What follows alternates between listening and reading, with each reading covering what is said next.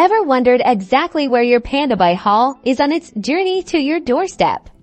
Let's dive into how you can track every step. First things first, log into your Pandabuy account. Once you're in, locate and click on the user icon, usually found in the top right corner of the page. From the drop-down menu that appears, you'll want to select orders. This will take you to a list of all your past and current purchases. Here, you'll see a list of all your orders. Look for the specific order you want to track. You'll notice different statuses like processing, shipped, or delivered.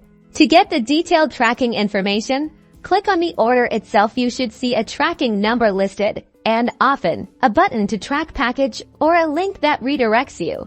Clicking that will usually take you to a dedicated tracking page, often on a carrier's website, where you can see a detailed breakdown of your package's journey, including its current location, transit history, and estimated delivery date.